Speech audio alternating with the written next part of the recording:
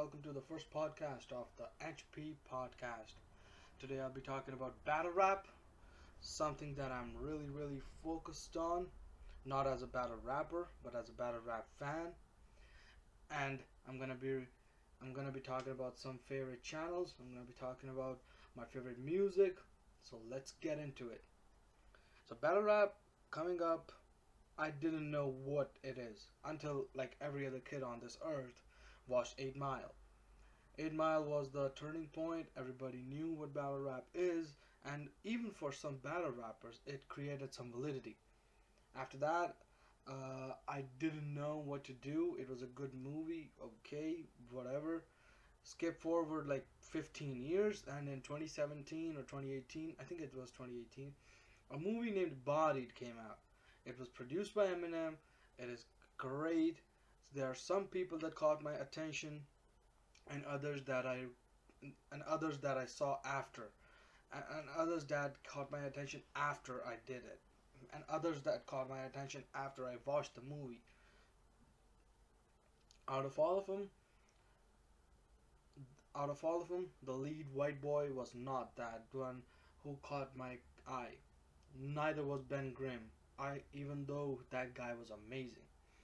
The Megaton character was the character that made me fall in love with the aggressive firepower that is the battle rap lyrics. I went into it and searched the Megaton guy, and turned out that was a guy named Dizaster.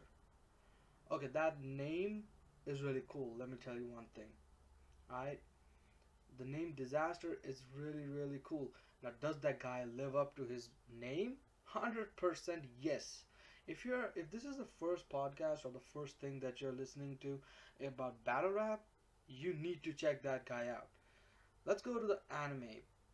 Let's go to the anime territory, and that was there are some anime series that are called the gateway series, like Full Metal Alchemist, Naruto, Dragon Ball Z. These are the series that will go over the fans really well, and they will pull the characters out out from the screen to your mind. You will get hooked to them, and then you will like them, and then you will go and look for them even more. If you like Naruto and you're heavily invested in it, you will go and watch Boruto, right? If you like Dragon Ball Z, you're gonna buy some merch. You're gonna be a fan. You're gonna pick your favorite villain, and that is Frieza. Objectively, anybody who says anything else can suck my. All right. So that makes sense, right? When you go and watch Dizaster, he is the gateway battle rapper. He is the guy that embodies two words: battle and rap. He can rap his ass off, even if you watch his shittiest battle, and that is none of them. I'm not so fond of some battles, I can tell you that, but battle word, he embodies it. Rap, he embodies it. Cleverness, he embodies it. But I'm gonna go a little bit deeper into that afterwards. So battle rap is something that made me fall in love with Dizaster. If it wasn't for battle rap, I don't care who Dizaster this bloke is. But after his first battle that I watched, that was Dizaster versus Dumbfounded. Shout out to Dumbfounded. He's a really good guy, a really nice battle rapper. Did I say it in reversal? He's a really good battle rapper, and he plays a character called Prospect in the Bodied movie. That battle was something that really had a comedic edge. I really liked it. It wasn't as perfect as I imagined. Then I went into him versus Iron Solomon, and that shit changed, my dude. I cannot say more. That shit changed, my dude. Anyway, him versus Iron Solomon. The first round is crazy by Dizaster. His second round starts really solid. His third round falters, and I'm not a big fan. I gave that battle to Dizaster 2-1. I'm not here judging. Well, actually, I kind of am because I'm a fan. And battle rap uh, audience is really really critical of their stars, is really really critical of the material that the battle rapper spit. Dizaster is on a platform, and his recent battle with Danny Myers, he spits a line. After 103 battles, he still has the highest body bag percentage, and I agree. I've seen a lot of bomb body of work of that guy, and I can 100% agree that that guy does not shit around. He and a couple of others, because he was the gateway. I'm like, oh shit, I like this guy. Why should I not watch more of him? And I dived in head first. I went into him with Caustic. I went into him with Thesaurus. One of the best battles. I will never judge him versus Thesaurus. That was so amazing. Him versus Gjonaj. That's a body bag for Gjonaj. You can go fuck yourself. Alright, that second round choke was funny, but the aggression and the rest in peace to everybody. But the unfortunate Sandy Hook line, that Dizaster spit, and he put it into that context. I have nothing but respect for the motherfucker. After Dizaster, I'm like, man, I need more people to watch. And then I watched his interview with Adam 22. Thank you, Adam 22 from No Jumper, for that interview. I will be linking that interview below. Please check it out. It's really fucking nice. I watched his interview, and nearing the end of the interview, there was one thing that he mentioned, and that was Caustic and Jefferson Price. I watched that battle. I was blown away. I don't need to tell you. Actually, I'm not going to tell you what consisted in that battle, because you need to watch Caustic's third round. If you don't know the context, watch that interview of Dizaster, and you're going to get that interview, and you're going to get that. Sorry, you're going to get that impression what a Caustic is, what a beast he is. I haven't watched too much of Caustic. I'm sorry about that, bro, but his battle with Arsenal, flippin' amazing. His battle with Dizaster, I don't remember too much of it, but it was really really good. His battle with Daily, okay, that for an unresponsive prick ass crowd, that battle was legendary. I go back and forth between him and Q Shinobi as to where I am impressed more, and I think I'm gonna pick Q Shinobi. So in the aggression part or in the disrespect part, I think Caustic weighs more than Dizaster, but in the rap part, I would say that Dizaster has some edge over Caustic. I would love to see that rematch that they had on Grind Time, but that would be amazing. Furthermore, I went into Dizaster, and a lot of times he gives a shout out to his group called Crack City, and I was like, man, this this name comes up too much. I want to see who is the other members of that group are. Turns out, uh, or you don't quote me on that, but I think Pass, the rapper Pass, is on that group. I have checked his couple of battles. It's good, nothing memorable. That's about it. His voice is really nice. I love the sultry voice that he has on the song "Undecided" by Chase Moore featuring Eddie I. That's my shout out for the song of the day. That song is amazing. You should check out Chase Moore's material. You should check out that song. But Pass is on that click, and the biggest guy coming out of that group is Daylight.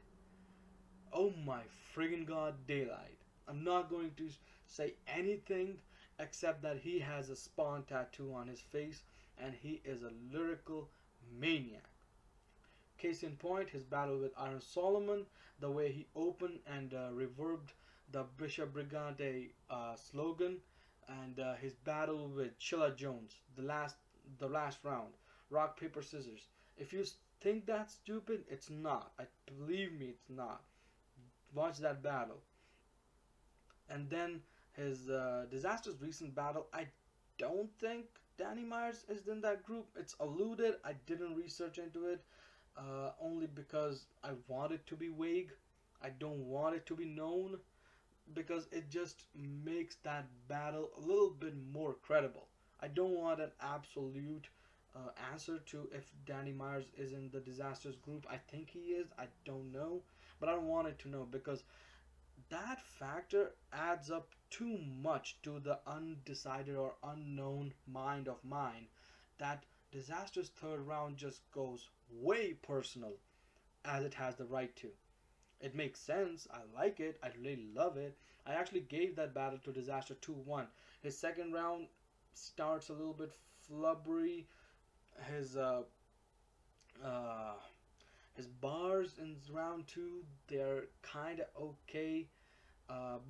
But Danny's reversal to Catacomb, that just obliterated one part of Dizaster's second round.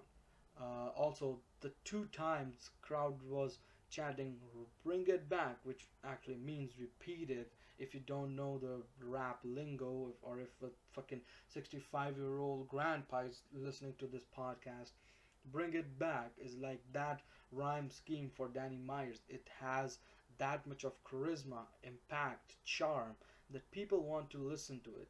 The first rhyme scheme, I agree, um, it's a little bit difficult or a little bit too technical, tactical. But the second rhyme scheme, he does bring it back, and the crowd cheers, and that is why I gave round two to Danny Myers. That battle is crazy. Round one, I actually don't like Danny Myers' first round. It's just too slow. It's just too vague.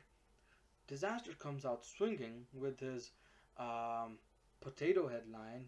I put hands and feet on him like Mr. Potato Head. Like, I can't imitate that aggression. I cannot say anything about that. That's a bloody beautiful line. And Build a Bear line. Fucking amazing. Okay, round two. Going back to round two. Dizaster's round two. That tetherball bar. Amazing. And he followed it with a twisted metal car bar. That was godlike. I'm still gonna give it to 2-1 Diz because round three you cannot tell me otherwise that Diz didn't body that shit. Going back to Diz, his battle, one of the most important battles like in his career, I think, is like the second most important battle of his career would be him and Poor Rich. That's his championship battle in which Diz became the King of the Dot champion. That is an amazing battle. I didn't know. I didn't have any hope for Poor Rich. Poor Rich, yeah, okay, another white dude. Who hasn't seen that before? There's Kid Twist. He's a white dude, white. A Ward. Caustic, even though Caustic isn't white, he's Italian. I don't even know what white sounds. Oh shit, I don't even know what white actually is. It's such a vague term. I mean, Dizaster is Arab, but he is Lebanon. I don't know. I just don't want to get into that racial shit. But his battle with Porridge, I came out really, really impressed from that battle because, okay, if you haven't heard this quote, I'm gonna tell it to you. A series, like a TV series or a movie, is good enough on the measure of a villain. If I see Dizaster as a villain of that battle, him with Poor Rich, then Poor Rich is the hero who just came up short and lost to the villain. If I see Poor Rich as the villain and Dizaster is the hero, then Dizaster conquered the villain, and actually see it as Poor Rich as the villain of that storyline. He had been going on a rampage, as he said, because there are some things that I may not have him confirmed just because that just adds too much factor for me. It's not saying that I'm ignorant. I would love to check it out, but if it's better for me to not check it out, I would not check it out. So he says that this is Dizaster's 10th battle, or sorry, this is Porridge's 10th battle, and he's going to lose.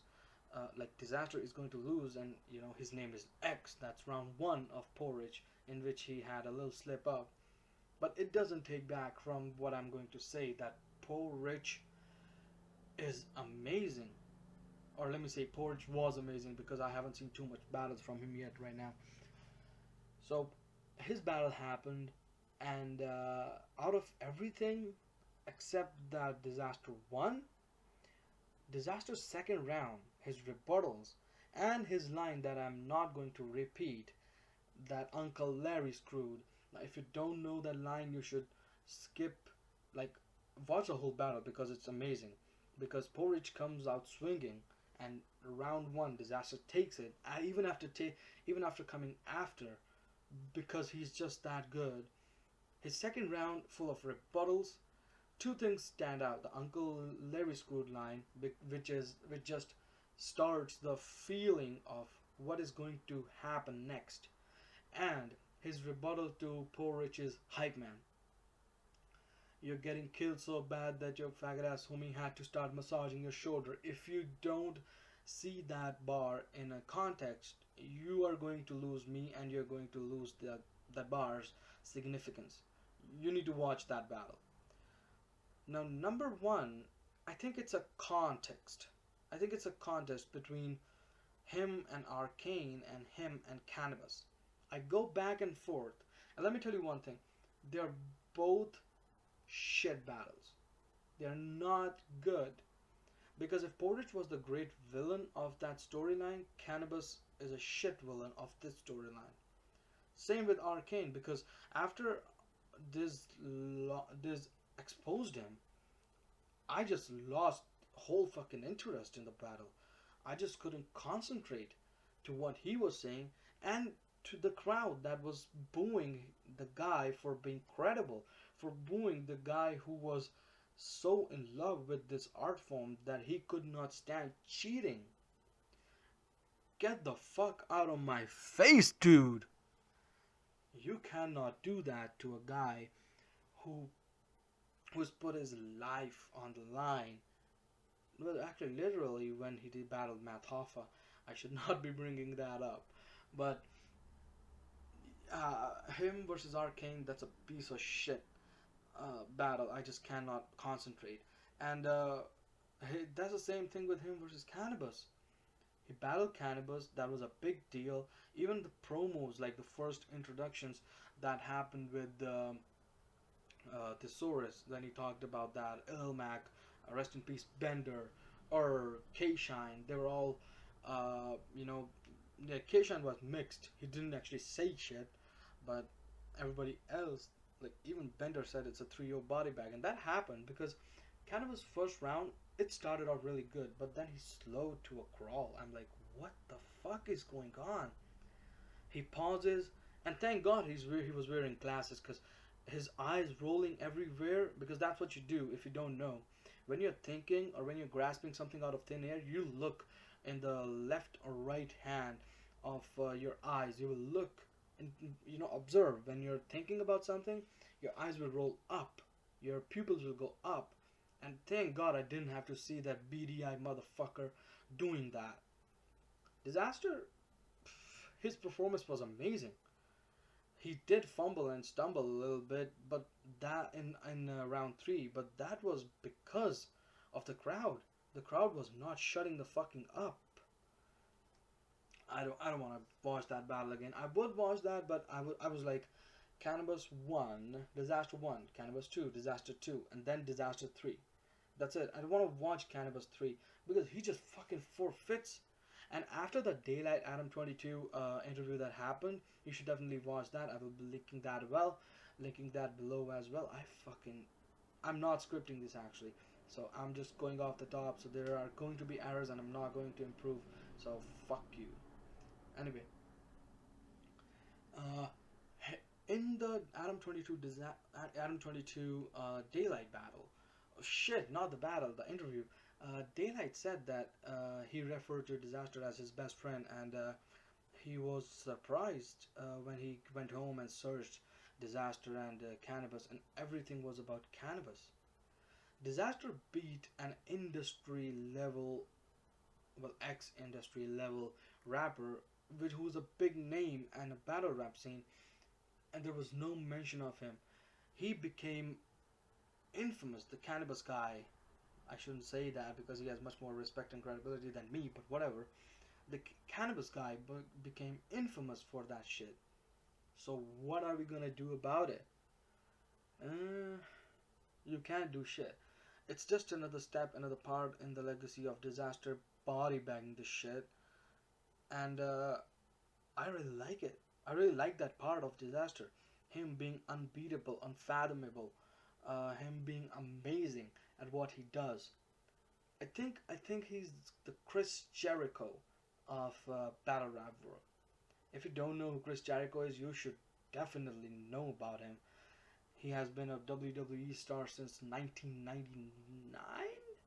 I think that's when he debuted. I don't know. I think he debuted in the late 90s, and he just stole the show. The first ever Universal Champion. Same thing with Disaster. He became a champion, and yeah, just checking my dumbass was recording right, and he has a set of moves that nobody else does. Even at 40 years old, he would jump off. He would do a backflip off the second rope, which he calls a lion salt, and the lyrical maniacal things that Disaster would say at his level is unprecedented. It's unmatched.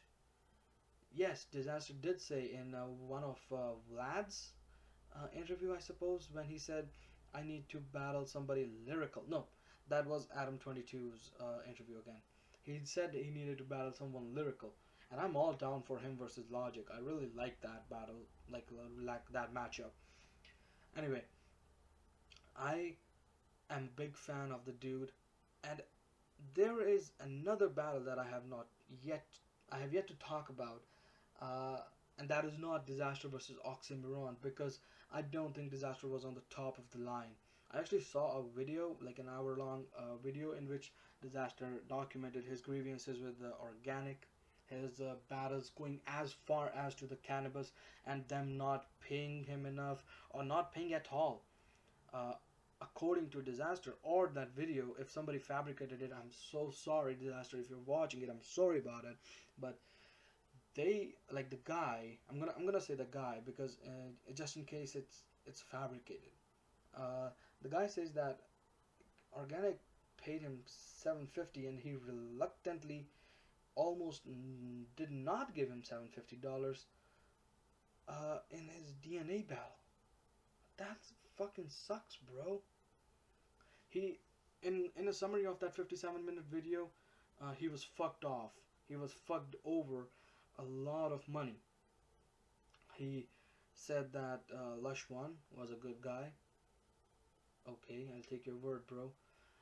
He said some people in King of the Dot organization that was really good, that really wanted to help him out, but the industrial shit that was happening didn't let that happen. I will believe that too. I just don't want any of my videos, like any of this video, to go viral, and you know, I don't think it will.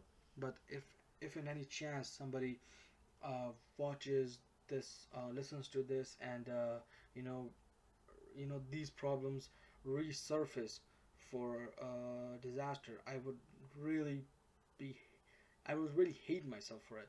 So I'm not gonna say too much about it. Even though I have pointed out that there's a 57-minute video about it, I'm not gonna say it again. Going back to that, Disaster versus Oxymoron, I don't think Disaster was in his perfect shape. His voice, he was losing his voice in round two. He started in round two. He started losing his voice, and in round three, he had the weakest uh, end to his round three. I don't, you know, expect that from one of the battle rap veterans.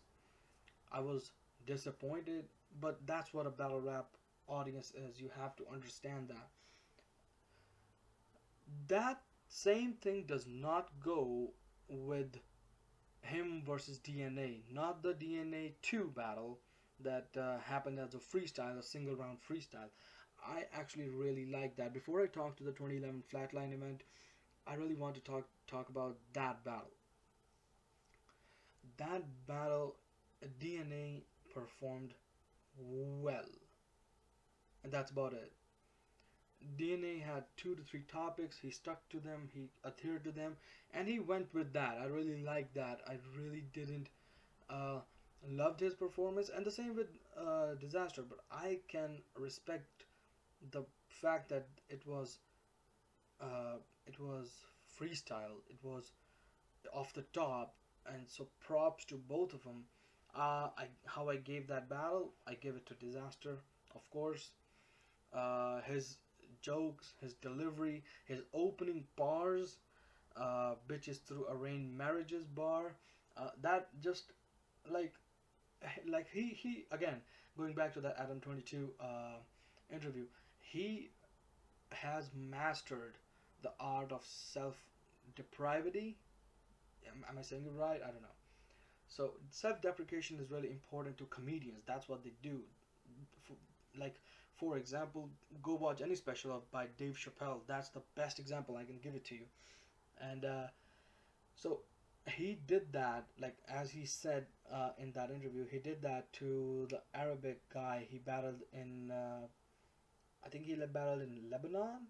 Maybe I'm wrong. He battled in Arabic, the language. So he did that to them. Um, the Australian blind battle rapper Menezil, he pointed that out to Dizaster. That's not self-deprecation, but that also makes Menezil one of the few people who are clever with their racial bars, just like Dizaster, right? And that battle with the DNA and Dizaster, like the second battle, that really, really reforms the fact that Dizaster has a quick-witted mind, and he can just make sure what, like, don't get me wrong, that was not pointed at DNA personally. What came after did. The K-Shine bar really made me chuckle. It really made the whole crowd gasp. But I really wanted to do that. I really wanted to point that out. That Disaster can go from funny to serious to contemplating to insulting in a single second, and you wouldn't even think about it. Going back to the DNA versus Dizaster, the flatline battle. I've seen the interviews here and there about Dizaster and about DNA and how what they think about the battle. I really liked it. Round one, like there's a whole Reddit thread about the, like, even if you go to the DNA versus Dizaster uh, genius rap genius page on the round one Dizaster, like the title of that round, there is a there is a link to the round one Dizaster that will take you to that rap thread, that rap battle thread of Reddit, in which there is a top 50 battle rap verses are listed. I think the last I saw, the Dizaster DNA, his Dizaster's first round was at 14. Uh, I think so. Yeah. There are two verses of Dizaster that are on the list. I think that there's one on number 9, and there's one on number 14. I cannot remember which one is at which place, but I think that is number 14, the Dizaster one. So uh, his first round, in that paragraph that accompanies that link, it says that verse has not aged well, and I completely disagree. The insults, the bars, the things that he says about Coites, and her suggestive bars about his motherly figure, are really insulting. They're really amazing. They are the first taste of the rage that Dizaster spits out. He's like a dinosaur. You have to understand that he's a guy that can spit fire. And the reversals that the DNA spits in his first round are equally amazing. What comes after the time rebuttal is the most memorable part of the whole battle. Like the first battle, like the first round of Dizaster, in which he says, "My guns are barely legal. That'll make these teens strip." That's how you like it, right? Come back with the clean flip. Now I cannot say again. I cannot say that with the same amount of effect, because I'm not in that kind of surrounding. I'm not that kind of guy, and it's better if you hear that from the guy, like the man himself. That line made me chuckle. That line made me laugh. That line made me feel that this guy can take you and he can put you in a trash receptacle and he can, crumble you down to bones, and he can still out rap you, if that makes sense. So his round one ends. Disaster. This is DNA's round one starts, and it's really good. It has more of a freestyle feel. Don't get me wrong, but it's really good. And then comes the moment that everybody lost their mind. So the rhyme scheme goes like this: Damn DNA, you are so fucking hood. You thought I was gonna rebuttal everything you said? God damn it, I wouldn't know I was that good. But since you want to talk about time, then we talk about time. When I come up to your crib and hurt ya, but you DNA, you never click clack the burner, you never spit the burner. Uh, I do what I want with time. I just want to extend them further. This world's mine. I control time. That's why they call me the Prince of Persia.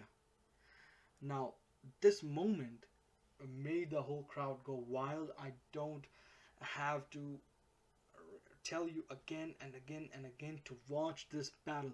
If you want to give up in DNA round 2, I won't blame you. I will curse at you, but I won't blame you. If you want to give it up at the Dizaster second round, I won't blame you. I'll throw stones at you, but I won't blame you. But you need to watch that battle firsthand to know what the shit it means, what the shit this guy can do. And what actually makes me laugh is how they both are dressed. DNA, 20 years old, in a t-shirt that says his own goddamn stage name. That's so corny. Like, it is corny to me. You won't see J. Cole wearing a J. Cole written shirt. I don't think I would do that. I don't think his fans would do that. And Dizaster with his Cleveland Indians snapback. That was a snapback, right? His leather jacket. If I'm wrong, I'm sorry. Black leather gloves. That is hella gay, boy. And I have no problem with gays. I want you to touch my pee pee. That came out wrong. Anyway, so the way professionalism works, I think DNA's appearance takes it, but Dizaster's ability to pull the whole crowd makes it much more easier for everybody to just enjoy it. So that is the end of my rant. Oh no, wait, no, it's not. One of the most perfect battles that Diz ever took part in is Dizaster versus Official. And I am going to fight anybody, and I mean anybody,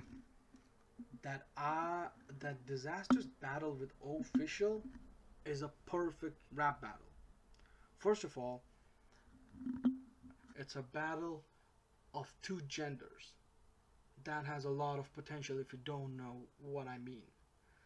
Second of all, Dizaster's insults are embarrassing, bashful, and if you don't know, after I spat a couple of his verses, no, not verses, but rhymes, Dizaster is not a guy to take it easy if you're a gay person, trans, if you're a fucking unicorn or a dinosaur.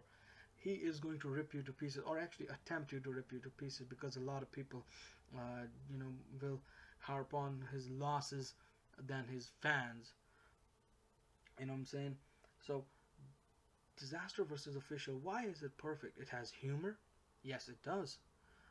In the bars where Dizaster says, um, this bitch looks like a round black bullet that they used to chase in Super Mario 1. I'm sorry it came out chopped because I, I just almost lost it while I was saying it. It has aggression. Oh, yeah, it does have aggression. When Dizaster says, uh, shit, what was that bar? Hold on. Let me remember that fucking bar. All right, there are a couple of bars that they are. Oh yeah, books starts. The bitch need to start getting booked more. I think this bitch need to start reading books more. That was his opener, I think. No, his opener was the cooking bar. Uh, there's some gender, you know, bias. I wouldn't say gender bias, but gender stereotypes in which he goes with the voting. He goes with the pole. Ah, yeah, the pole bar. That's that's really nice. That just wins, a shred of more of me to his excellency, the disaster. And then are his insults. You and Black Rob have the matching dad bods. Okay, that's okay. That's acceptable. Um, well, this gonna be a dick night with Ray Rice, bitch. I do not give a fuck if you don't give this bar appreciation or love. I have nothing but hate for you, and I'm not being a misogynist or a woman beater. I have never laid hands on a woman, and I mean never. I have never been with a woman. I'm sorry. Anyway, that bar just gave round one to Disaster. Not to say that Disaster won the battle. I mean, he did. I gave him 2-1 because his round two is shoddy. Official's round two is amazing. And let me give a shout out to Official. Uh, Silencer on my gun. That's my definition of peace and quiet.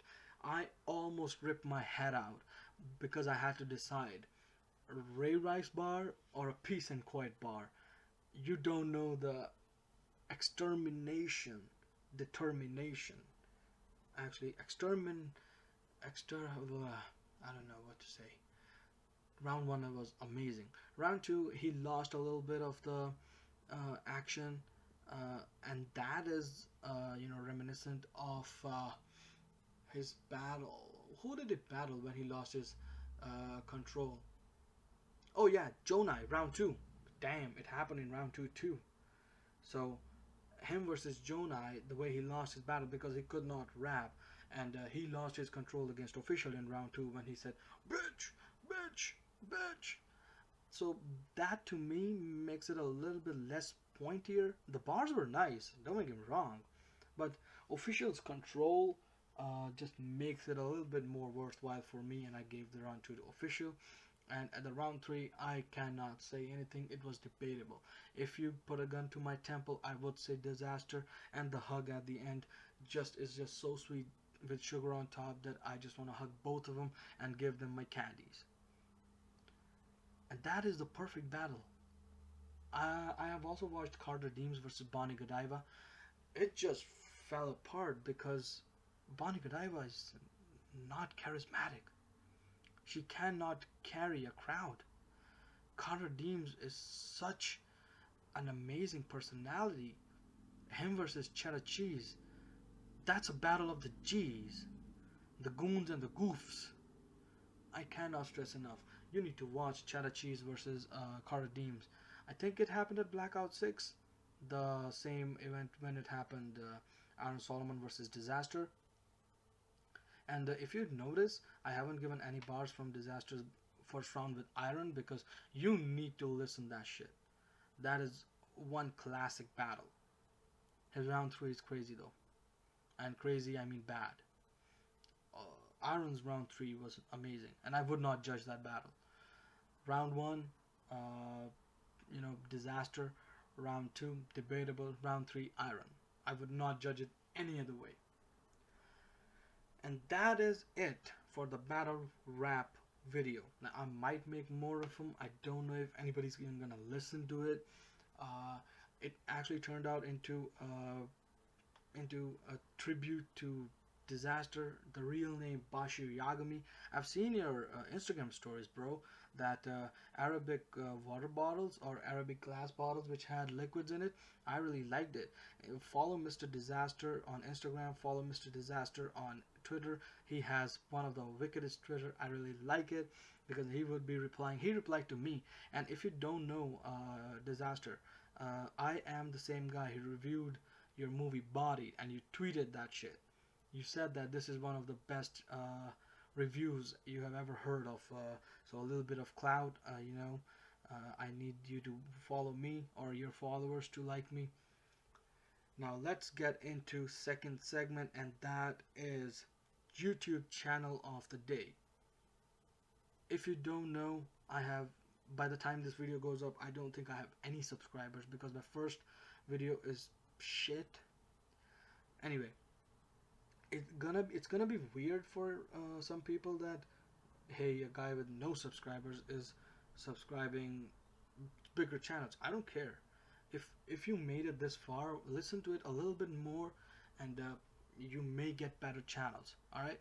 So channel one, Radal. I think I think it's called Radal.